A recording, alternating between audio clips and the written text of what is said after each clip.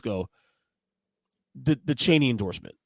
Now, again, take the endorsement. I'm okay with the Cheney endorsement. It is what it is. Okay. But I think having Liz Cheney stump around for her is not a good look, man. And it's alienating a lot of voters, even in the party itself. And the polling, again, controversial, yes, to all of us, is sort of reflecting that now, because the numbers have kind of petered out since then, since the Cheney endorsement happened. And then on top of that, Liz Cheney's on stumping for her now, three different states in the last couple days. That's not very popular, even in the party, even with leftists in the party, especially too. Do you really think anybody's going to not vote for her? Do you think anybody who was? I think there are some people.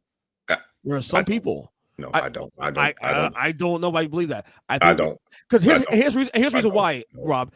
Because I think a lot of Democrats, a lot of liberals are so moralistic in that way that they'll bite their nose to spite their face sometimes. Like in 2016, for example. Well, I can't say no because it happened in 2016. I can't say no because I've seen it before happen in the last 10 years. Okay, and then that wasn't because some Republican endorsed Hillary. That was because there was a bunch of misinformation about Pizzagate, and there were right. So they say there were stories in the news every day. No, correct. I'm with 100% with you, Rob, on that. 100% with you. But okay, so now that is not going to happen. Okay, that is not going to happen because Liz Cheney, and because hell, most of the people don't even know who Liz Cheney is. Okay. Trust me, Liz Cheney endorsing Hillary is not going to cause people who are going to vote for Harris to stay home. That is not going to happen. That is. I'll be right, but I don't know. I think it's not going to happen. I just don't think it's smart campaigning on and leaning into someone who's been. I don't think it's even arguable at this point now. He is the worst vice president in the history of this country. Dick Cheney was, and leaning into warmongering Dick Cheney is so antithesis of who the Democratic Party should be anyway. I think that I don't. That's why I'm a little worried about that. And the numbers of kind of I think you're looking at it from the angle from the wrong angle. I think that the whole the net positive of all of the Republican endorsements that she's been collecting stares at George W. Bush in "What the fuck are you doing, you idiot?" Although born, lived, and continues to be a coward, so I guess we shouldn't be that surprised. Exactly. Former Bush voter here, so I got it. Oh, I campaigned for him in 2004. They canvassed for him, yeah. But I think that the purpose, the benefit, the benefactor of those, it's not. I think you're looking at the micro. The macro of it is, look at the pages and pages of career Republicans, both in and out of his freaking Trump's circle. I agree with that part. Do not vote for this man.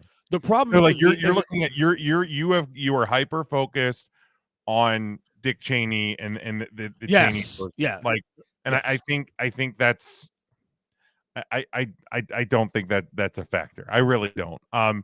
Now, will there be handfuls of people that it may change? Sure, but that's it's not. I don't think it's not needle moving numbers. No, maybe you're right about that. Go ahead, Rob. Go ahead. And also look where they're campaigning. They're campaigning in Texas. Why? Because they see an opportunity. Cheney's not hated in Texas. Okay. You're thinking that everybody hates Dick. Everybody. There are especially people in the national security sector who are still loyal to Dick Cheney and still loyal to his way of thinking. Okay, about the world, especially when it comes to military matters and such, and in the intelligence community. So going out there with Liz Cheney having Dick Cheney co-sign it. That's basically giving some of those people. That's basically telling some of those people, like, hey guys, it's okay to switch this time. Okay, it's okay. But is he the guy of that family? The guy that wanted to tell you that though? Well, but he's not doing it though. But to your point, he's not the one out there. But it's still a daughter though. I mean, it's still that connection. I know it's nonsensical, but at the same time, people see that and say, "What the fuck?" The Cheneys really? Yeah, but Meghan McCain's not John McCain either. Like, let's be fair. Yeah, right. I mean, like to Jim's point about George Bush. I mean, Bush had more impact than Cheney. You know, Bush's ratings leaving office was what 25%. Well, still, I think honestly that basically that is to send a signal to Republicans who really don't want to vote for Trump, but they're afraid to step out there and say so. Having you got to look at the bigger message in it. The bigger message is I get the message, and that part I've always understood, even 2016 and 2020, never Trumpers. I totally get that. It's the who in that party is you're leaning on is what I have problem with. Liz Cheney is not trust people. First of all, fewer people know about her than Dick Cheney because she was not the vice president. Okay, and then there isn't anywhere near, and because fewer people know her, there is far less contempt for her than Dick. If Dick Cheney was out there campaigning, then okay, I might be more open to listening to what you're saying here. But it's her. She's not him, and she's not as well known as he is. And also, and then and she she got credit because she was one of the few Republicans on the January 6th committee. She's been speaking out against Trump and against what he for years.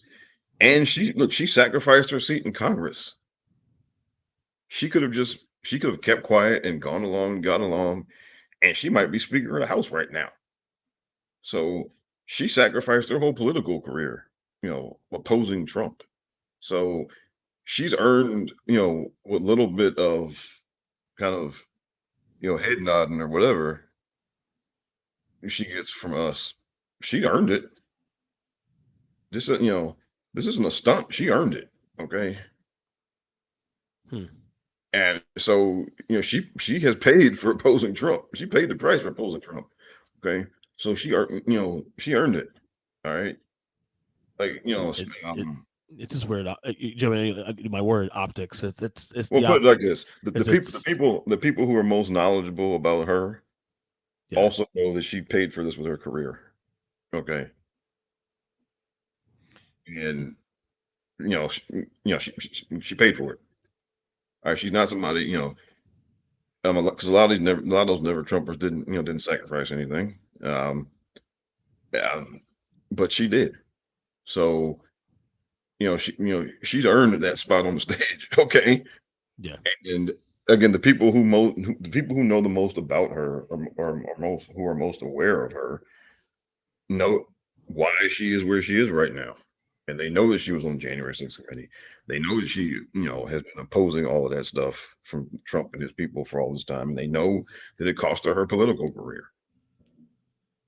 My issue isn't necessarily the Republicans and stuff and trying to get the court that vote. My issue is more so, do you alienate potential Democratic voters who are already on the fence? And look, we discussed this last year. We did this roundtable around this time.